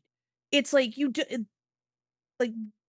it serves no purpose other than to stroke your ego, because you think you have the power to destroy this company, which employs a whole bunch of people in your state. Had the nerve to offend you. Yeah, and who brings a whole, like, Walt Disney World brings a butt ton of money into Florida. And also brings a bunch of other amusement parks there that have also brought a butt ton of money. Because what's to say the domino effect if Walt Disney World had gone under? Let's say, what to say the domino effect wasn't Universal going, we don't know if we'll piss him off or not. We may want to focus more on the one in Texas, which they should anyway. And then Legoland, and then SeaWorld, and then all of them just going, and we're out. And then you lose a major portion of your tourism. And that's kind of the thing of like, if you don't like Disney, don't like Disney. I don't give a fuck. But it's just it's the bullying tendency of it all. It's like the one nerdy kid in the school that the piece of crap bully goes after. Like, okay, you went after the one person, but there's like a whole horde of other ones that are doing the exact same thing, but you went after just one. It's like, you're being the bully, Bubba. Like, you're not. Disney is not perfect, and it's a giant company, but you're still being a bully, and that does not bode well. Trump can kind of do it because he's a little bit more charismatic about it. DeSantis does not have that level of charisma. No, he does not. You're absolutely right. He just doesn't. The reason why I don't, if DeSantis is smart, he will not try to run for president. But we'll see what he does. I think we're past his foibles. I think if he's gotten, because he seems to have not calmed down so much, but he seems to keep keeping his mouth shut a little bit more. He seems to have stepped back a little bit, which I think is a good thing, because I think governors need to focus on their own damn state. California. Agreed. Yeah. Hint, hint. Well, here's something which, but if you Go ahead. Or just quickly, if you look at what caused the two greatest political, can't call them shifts, but upheavals in Justin Trudeau and Joe Biden, because we were talking about gasoline, it's energy costs. Domestic energy costs will sway more than anything. This is what they mean when they say kitchen table issues. It all bases around energy. Energy gets you food. Energy gets you work. Energy provides everything. And so when they had the stickers of Biden and Trudeau, and people would put them on the pumps, pointing up, saying, "I did that," pointing at your, it caused Trump to get the biggest landslide win in at least living memory that I know of your country, and caused the complete and utter destruction of Justin Trudeau here, which unfortunately just gave us another liberal piece of shit. But it was still a huge upset. Like, this was the untouchable son of Castro kind of mentality here. Sorry, Harry, continue. No, I mean, but your country, it's sort of like you're in a very bad marriage and you finally decide to break up, and then you marry somebody next who's exactly like their father. Yeah, it's just the worst. So this I think is fun. So Wisconsin driver removes road closed barrier stuck in fresh concrete. Winds were so you totally deserve it. Caused this house to this is an collapse. ad. One of the country's busiest airports is shut down this morning Stop after it. a plane. Stop. I don't care about your ad. Okay. Anyway, that was fun until it was ruined by that. Okay. Let's just go on to the next thing. So this is in Trucks Amok. Okay. Uh-oh. Driver intentionally drove Cybertruck into lake to use vehicle's wade mode, police said. What? Yeah, there's a thing in the Cybertruck in case it ends up having to go through water, that's standing water, to sort of help it cope with things. It's called wade mode, but it doesn't make it into a James Bond car. It's not Roger Moore's Lotus Esprit that turns into a submarine. Also, that's not wading water depth. No, I don't think he understood what wade meant. No, he doesn't. Keep on trucking, but maybe not like this. A Texas man is facing charges now after intentionally driving his Tesla Cybertruck into a lake. Local police say Jimmy Jack McDaniel told them he was testing out the vehicle's wade mode, but he had to abandon the truck when it started sinking.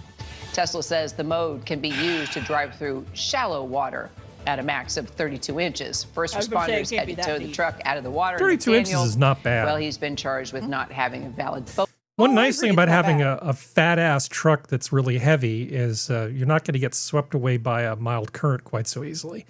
Normal cars, likes a fat ass. Normal cars, if you go into, even like a foot of moving water, it can just move it. That's like not something you want to do in. That's why the Army uses like Humvees to rescue people on a hydroplane. Okay. Yeah, and you need the snorkel because your air pump turns into a water pump quite quickly if you get water in the intake. Anyway, that was fun. Let's see. I was saving. Oh, we talked about beavers while you were gone, Serenity. Beavers. I love beavers. Yeah, they're bringing beavers back to the UK. I know. I heard about that. Yeah, I heard about that. Yeah, that's pretty sweet. There's a slight problem with that. So part of the reason why beavers do what they do for safety and stuff like that is because the simplest way to describe it is they psychologically hate the sound of running water. That's the best way to describe it. Okay. So the problem is that depending on how close some houses may be with some water features, beavers may try to stop it. So it's it's like a compulsion. Yeah, living with nature. Hard. Well, as someone who's tricked beavers into damming up some places before, yeah. Well, how about this science story? First of its kind cell transplant brings a cure for diabetes closer. Ooh. So this is for type 1 diabetes. What they basically did was the islet cells from the pancreas. Yeah. Now, if you take those and you Isles of Langerhans. Exactly. It's very nice this time of year. If you take those cells and just inject them into the kidney, the pancreas, nothing good happens. They won't take, they will be rejected. and then they cause other problems. You would have Domino to, effect. even if you shut down somebody's immune system, really not going to work. They haven't been able to take. Right. But what they did was they found a few small changes they could make using CRISPR. Okay, cool. So that it would effectively make it so these wouldn't be rejected. They Okay. modified the cells and then they injected them, and it looks promising for people with type 1 diabetes. This could be a Good. really That would be useful sort of huge. thing. Yeah. That would be huge, because that's the, for a lot of type 1s, that's the only thing that's wrong, is the non-functional Langerhans. Yep. And I mean, Jeez, and it's one of those things. We have a slight, not a cure, but we have something that can help the people who are in type 2, which is the GLP-1 stuff. So if we're getting closer to the type 1 getting fixed, that'll be even better. Yeah. Let's see. In a new proof of concept study, a 42-year-old male patient who had type 1 diabetes since the age of 5 received a transplant of islet cells from a healthy donor. The cells were delivered through a series of injections into the muscle of his forearm. Over the next 12 weeks, the cells successfully produced insulin in response to glucose spikes, such as after meals. But the most important aspect is that the patient didn't require immunosuppressants. Cool. Normally, the immune system will recognize transplanted cells, yada, yada, yada. So CRISPR, yada, yada. And there's some stuff here about exactly how they made the edits to stop them. And it's... Yeah, they edit the T cells with CRISPR technology, with gene editing, to not reject the foreign transplanted cells. And that's the key part there. That's cool. That's fucking cool, because that is why you would typically have needed something like an immunosuppressant, like most of you probably already know, most chat probably already knows. When you get like an organ transplant, obviously there has to be matches, but you need to take a suppressant at the outset to make sure your body doesn't reject the foreign tissue, so that your body absorbs the tissue and goes, okay, yeah, we can work with this, and then you can get off the drugs. But that's so fucking cool, because that opens so many doors for all types of transplantation. Yep. Well, I have another cool that one is for cool. you. This is a little more early, even more proof of concept than the other one. But I present to you a functional artificial kidney. Cool. Nice. Yeah. So there is a paper that goes along with this in Cell, and it is You're gonna have to really not an easy read. Okay. It is Please jargon. send that to me. It is jargon rich. It is very painful, and I'm not even going to click on They that. usually are. No, this is worse than It's- usual. This, even by, I'm pretty good at reading tech papers, and even I found it to be it was a hard one to get through. So this will be, I definitely want to look at it. I will post the link. Let me Thank see. you. I can probably just dig it up here.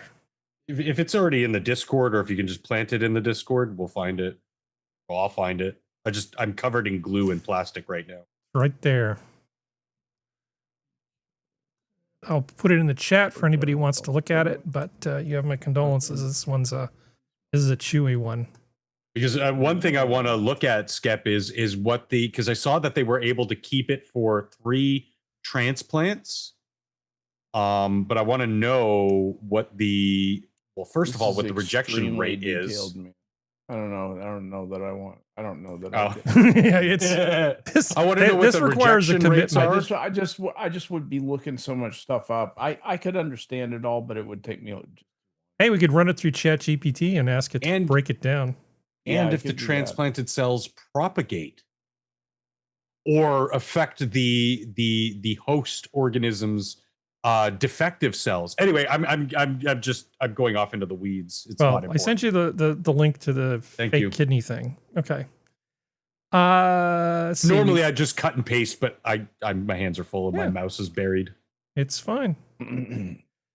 Okay, we've got a bunch of stuff, but I think we're actually over time. And let's see, is there anything that we can't We wait? didn't start until. Oh wait, we're not. Oh, we started I'm at not gonna- 8:15, right? Not going to keep you guys. Yeah. No, that's fine. Oh, we still have a little time. We were Okay. like quarter Yeah, we past. still got time. Yeah. Let's see. What do we got here? All I was saying. Got a Sailor Moon thing. We had a weasel. Okay, well, We could just do this because I think it's fun. Now, I know AI is fake and gay. Okay, I totally understand that. But every now and then I find an AI thing that kind of makes me happy. And I got to say, this one made me very happy. I'll stop giving the intro. Here we go.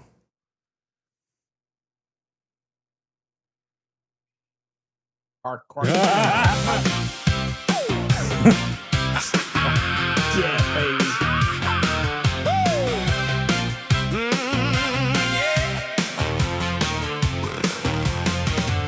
My jailbreak was a miracle. I really enjoy These this. androids are identical.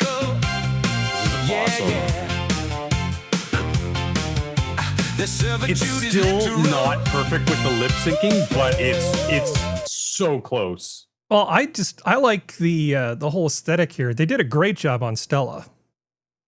They softened her up just a little bit, but she looks great. She looks great. Dancing Stella's in the background. If you had told me about this instead of shown me, I would have thought this was a bad idea.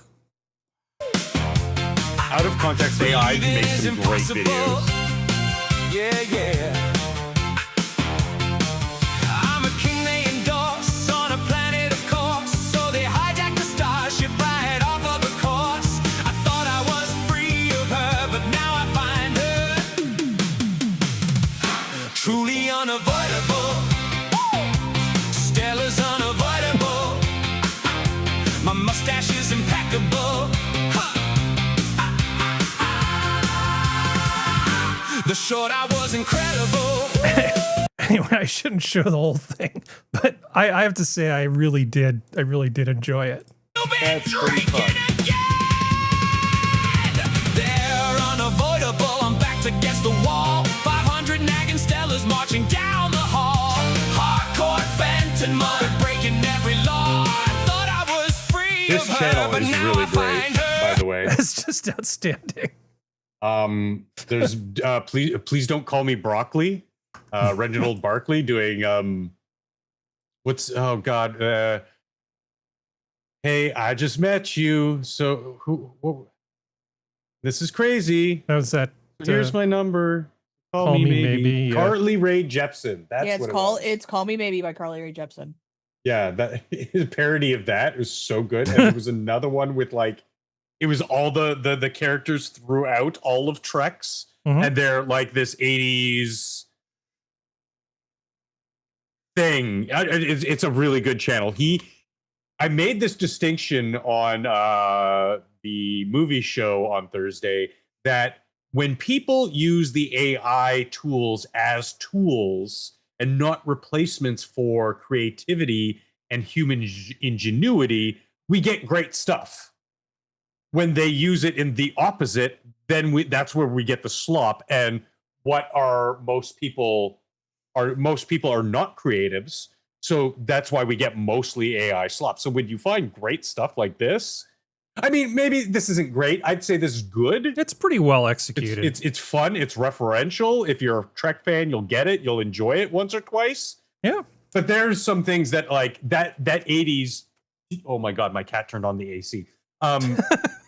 I was like, why is it 10 degrees in here? What was I saying? But so there were movies we watched. Heir to the Empire, which is a novel trilogy that happened after Return of the Jedi. And so somebody pieced together scenes from the book using AI tools. And again, the lip syncing is not great, but the fact that as a proof of concept, as a love letter to something like Star Wars, it was excellent. And I keep saying this, but I cannot wait to see how much more developed these tools can be so that people can actual creatives who don't have the time and money and resources and everything to put on a big production and somehow manage to still fail it, looking at you, Disney. But to somebody who is a genuine creative, who has lots of passion for the project, to then create something, because we've had examples of that for quite a while. Star Trek Continues with Vic Mignogna, whatever, Vic M, was fantastic. It was a perfect conclusion to the original series, in my estimation. I don't know what some purists like Skep might think, but it was really good. How about Puppet Trek? 148 I've not seen subscribers. Puppet Trek. 148 subscribers. Hey, don't knock it. I'm not knocking it. I'm on here that going, this is Geordie pretty awesome. thing. Yeah. Do the one in the Very middle. Let's well see did that. every one of those staples. Oh, it's doing that thing where it doesn't give me what I ask for. LaForge to bridge. I found the leak. It is a 3mm crack in a pipe behind a panel. Fixed. The whole thing. That is all it was. LaForge to bridge. Oh, that's not good. It's an ambush. Attack! Ah! LaForge. Yeah. Gary well did every one of those staples by appendage. Cringy, is feeling profoundly underappreciated. Can she stop doing that? She is saying our feelings out loud. That is extremely rude. Counselor, perhaps we could allow them some emotional privacy. Sorry. That is not good. That's why they have 143 subscribers. Yeah. Oh, now I need a palate cleanser. I'm just not going to judge a channel based on the amount of subscribers, but yeah, the content does kind of justify. Here's white people imitating Indian people making street food. Oh, yes. This is excellent.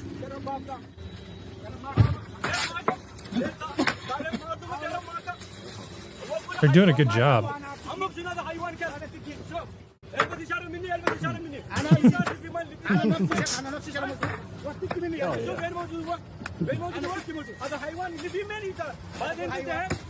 I watch a lot of videos of people making Indian street I can food. respect that. How do you get any work done? Oh yeah, chop that salad. Yeah. Lettuce, whatever that stuff is. I don't know. I don't eat it. I like the condition of that bucket. That's about right. It looks AI as fuck.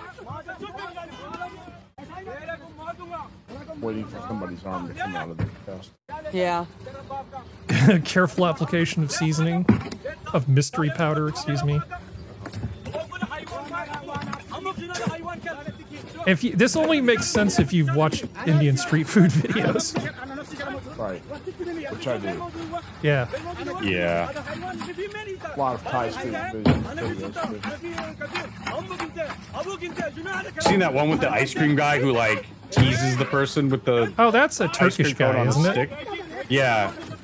Well, that whole Turkish I don't know. ice cream thing I is find that pretty. guy kind of mean. That Turkish ice cream thing is its own thing. Anyway, I think you get the idea. Awesome. Work with people like that in the restaurant business.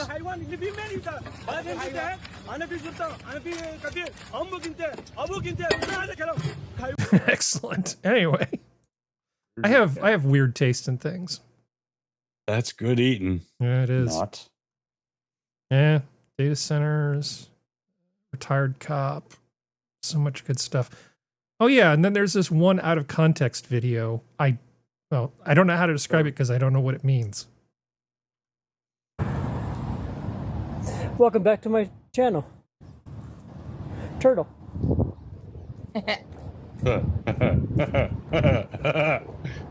Oh, another turtle. Turtle. And a second turtle. Like, subscribe. Yeah. Okay, sure, why not? Sweet, to the point. I like it. Yeah, turtle. Turtle. Another turtle. Like and subscribe. Is that the I Like Turtles kid? All grown up and No, English? I No, don't- or I whatever. don't think so. No, it's not. Oh. I like the corn kid. I think is better than the turtle kid. Yeah, but Turtle Kid is OG. Corn kid's pretty OG. No. But yeah, the turtle guy came before. is older. Or Turtle further came back. before. I like deep turtles. YouTube lore here. Harry, Sorry, what? you want to say good night to chat? Oh, I do. I don't. Fuck those guys. I was just wondering if we were supposed to talk about turtles. Okay, anyway. I like turtles. This has been your Minions of Zoo Saturday channel. Thank you, everybody. Chat. Bye. Actually, I hate turtles. I like beavers. Beavers are